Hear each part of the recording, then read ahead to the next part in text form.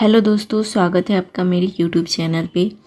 और आज इस वीडियो में मैं आप लोगों के साथ भूगोल की वर्ग 10th की चैप्टर नंबर 1 है संसाधन विकास और उपयोग। तो इसका आज मैं इस चैप्टर से जितने भी VBI ऑब्जेक्टिव क्वेश्चन मतलब बन रहे हैं उन सबको मैंने इस वीडियो में लिया हुआ है। सो वीडियो को पूरा लास्ट तक देखिएगा। वीडियो पसंद आए, हेल्पफुल हो तो प्लीज़ चैनल को सब्सक्राइब कर लीजिएगा।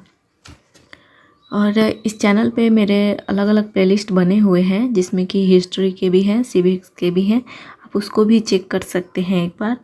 तो देखिए क्वेश्चन नंबर 1 है, संसार का सबसे कीमती संसाधन कौन है? ए में है पशु, बी वन, सी खनिज और डी में नदियाँ। तो संसार का जो सबसे कीमती संसाधन है वो खनिज है। इनमें से क्वेश्चन नंबर 2 है, निम्नांकित में कौन प्राकृतिक संसाधन नहीं है? ए में है वन, बी में नदियाँ, सी नगर, डी में है खनिज। तो इसमें नगर जो है वो प्राकृतिक संसाधन नहीं है। क्वेश्चन नंबर 3 है, इनमें किन प्राकृतिक संसाधन का भंडार सीमित है? ए में है खनिज का, बी में है सौर ऊर्जा का, सी में है हवा का और डी में है पानी का। तो जिस प्राकृतिक संसाधन का भंडार सीमित है वो खनिज तेल का। नेक्स्ट क्वेश्चन है, इनमें कौन मछलियों के अस्तित्व को खतरे में डाल सकता है? ए में है वर्षा जल, बी में है सागर जल, सी में है दूषित जल, डी में है मानव निर्मित बांध। तो मछली के अस्तित्व को जो खतरा हो सकता है तो वो दूषित जल के कारण से ही हो सकता है। क्वेश्चन नंबर 5 है, ज्वारीय ऊर्जा किस प्रकार का संसाधन है? ए नवीकरणीय, बी अजैव, सी मानवकृत और डी में है जैव। तो इसका जो आंसर होगा वो नवीकरणीय संसाधन होगा। और 6 क्वेश्चन है, लौ अयस्क किस प्रकार का संसाधन है?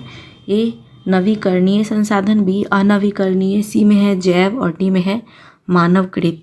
तो ये जो लौ अयस्क है अनवीकरणीय संसाधन है। क्वेश्चन नंबर 7 है, सागर तट से कितने किलोमीटर तक के महासागरीय क्षेत्र में पाए जाने वाले संसाधन किस देश की राष्ट्रीय संपत्ति है? तो इसका आंसर हो जाएगा 12.2। क्वेश्चन नंबर 8 है, तट रेखा से कितने किलोमीटर तक का महासागरीय क्षेत्र किसी देश का अपवर्जक आर्थिक क्षेत्र माना जाता है? तो इसका आंसर होगा 200 किलोमीटर। क्वेश्चन नंबर 9 है, मानव सबसे बड़ा संसाधन है क्योंकि ए में है वह अपनी प्रतिभा से वस्तुओं का उत्पादन और उपयोग करता है, बी में है वह संसाधनों का उपभोक्ता है, सी वह देश का शासक है और डी में है वह रहने के लिए अपना घर बनाता है। तो इसका जो आंसर होगा वह अपनी प्रतिभा से वस्तुओं का उत्पादन और उसका उपयोग करता है। क्वेश्चन नंबर 11 है, इनमें कौन अजैविक संसाधन है? ए पक्षी, बी मनुष्य, सी पेड़ पौधा और डी में है अवरक। तो इसमें अजैविक संसाधन है अवरक। और नेक्स्ट क्वेश्चन है, इनमें कौन नवीकरणीय संसाधन है? ए में है खनिज तेल, बी कोयला, सी वन और डी इनमें से कोई नहीं। तो इनमें जो नवीकरणीय संसाधन है वो कोयला है। क्वेश्चन नंबर 13 है, इनमें कौन मानवकृत संसाधन है? ए सड़क, बी नदी, सी वन और डी खनिज। तो इसका बहुत ही आसान क्वेश्चन है, मानवकृत इसमें से नदी, वन, खनिज ये मानवकृत नहीं है, ये प्राकृतिक की देन है। तो इसमें मानवकृत जो है वो ए है सड़क। क्वेश्चन नंबर 14 है, संसाधनों के नियोजन के लिए इनमें कौन सी प्रक्रिया अपनाई जाती है? ए में है देश के विभिन्न क्षेत्रों में उपलब्ध संसाधनों की पहचान करना, बी में है संसाधन की मात्रा एवं गुणात्मक स्तर का निर्धारण करना, सी में है विकास की योजनाओं को चरणबद्ध रूप से तैयार करना और डी में है इनमें से सभी। तो इसका जो आंसर होगा वो सभी हो जाएगा इनमें से। क्वेश्चन नंबर 15 है, सागर तट से 12 समुद्री मील अर्थात 19.2 किलोमीटर तक के महासागरीय क्षेत्र में पाए जाने वाले संसाधन किस प्रकार का संसाधन है?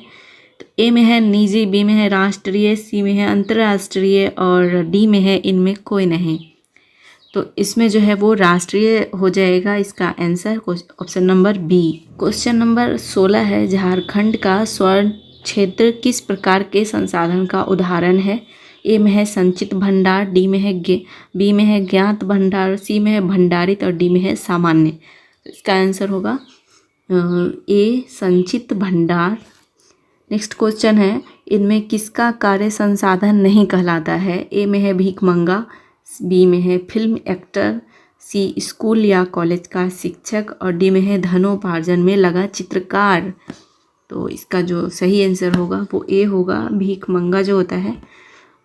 क्वेश्चन नंबर 18 है, इनमें कौन नवीकरणीय संसाधन है? ए में है मछलियाँ, बी नदियाँ, सी वन्य जीव और डी इनमें सभी।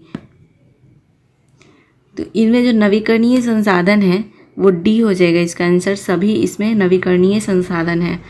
जो नेक्स्ट क्वेश्चन हमारा, प्रकृति प्रदत्त वस्तुएं जो हमारे आर्थिक विकास में सहायक है क्या कहलाती है?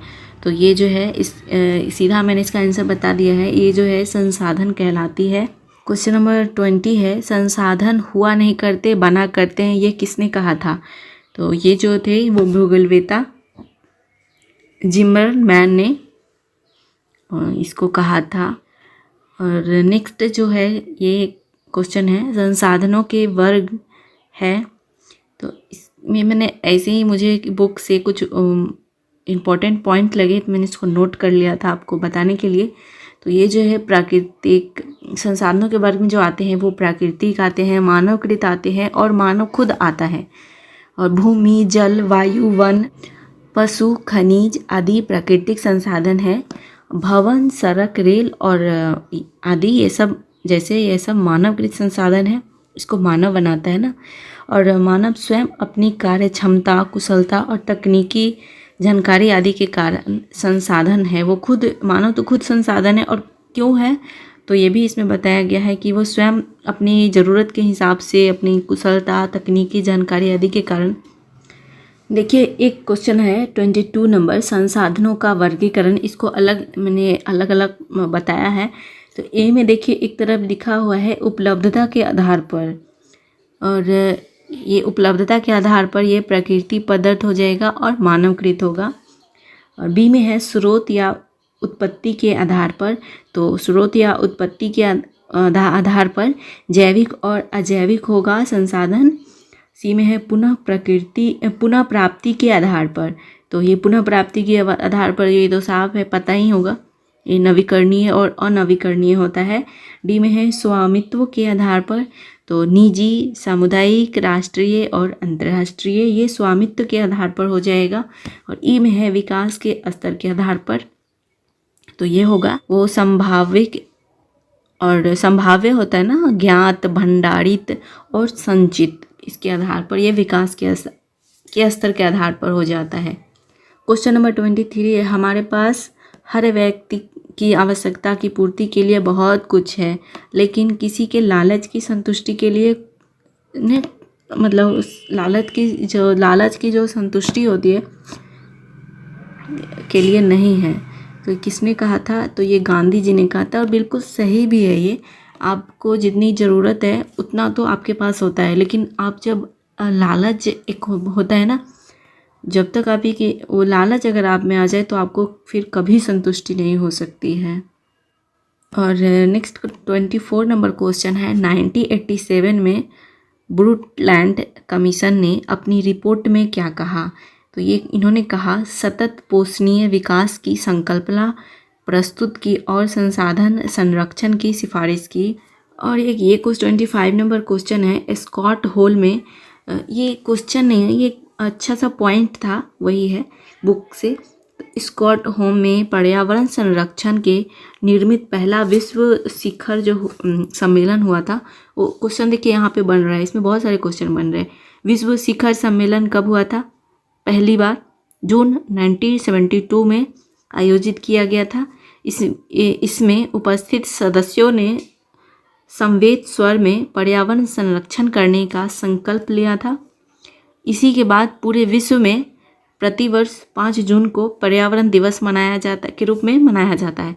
तो यहाँ देखिए प्रतिवर्ष 5 जून को पर्यावरण दिवस मनाया जाता है। तो ये भी अच्छा क्वेश्चन है। अब आइए अब देखते हैं 26 नंबर क्वेश्चन मिलान करने का है। और जितना ऊपर आपने पढ़ लिया उसी में से कुछ कुछ जो मिलान करने के लिए इस बुक में भी दिया जाता है इस तरीके से। तो वही है ये। एक तरफ देख रहे हैं ये मानवकृत संसाधन है, बी में है 2 में है प्रकृति प्रदत्त संसाधन, सी में है नवीकरणीय संसाधन और 4 में है अनवीकरणीय संसाधन। और दूसरी तरफ है यहाँ पे ए में है पशुधन, बी पेट्रोलियम, सी में बांध और डी में वर्षा जल। तो ये देखिए एक तरफ पहले नंबर पे है मानवकृत संसाधन। तो मानवकृत संसाधन इसमें से कौन हो सकता है?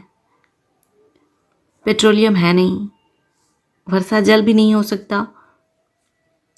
तो ये जो सी है वो हो जाएगा इसका एक का मतलब मानवकृत संसाधन बांध हो जाएगा। दूसरा है प्रकृति प्रदत्त संसाधन, तो ये होगा पशुधन। 3 में है नवीकरणीय संसाधन, तो नवीकरणीय संसाधन हो जाएगा डी नंबर। और 4 नंबर है अनवीकरणीय संसाधन, तो अनवीकरणीय संसाधन क्या होगा? पेट्रोलियम।